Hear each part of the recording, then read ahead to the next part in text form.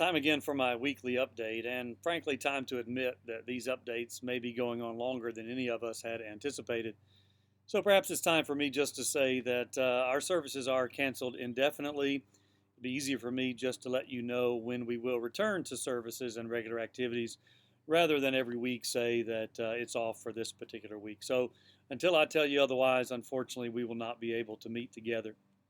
Now, several of you have given us some suggestions, and we've also been looking and seeing what other churches are doing. For example, several have asked about a drive-in service, and we've seriously considered that and looked into those possibilities.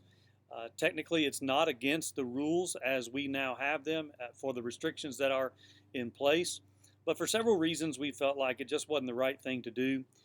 Technically speaking and logistically speaking, it was going to be difficult, and also just we felt like we could reach more people with this video rather than having all the cars in the parking lot.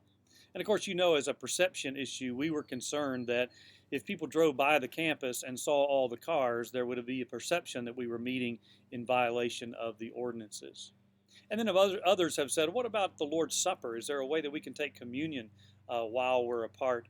And there are, again, churches that are doing that. And I don't have a firm conviction on it. I do have a somewhat strong one, and that is I'm not sure that's the way the Lord's Supper ought to be done. The Lord's Supper is a gathering ordinance. We come together to partake of the Lord's Supper, which is why we don't regularly do it in our homes or in small groups.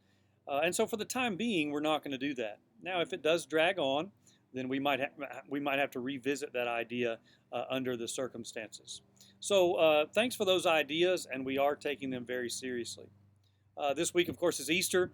So I do pray that you have a wonderful time with your family this weekend in some of the activities that we normally associate with Easter.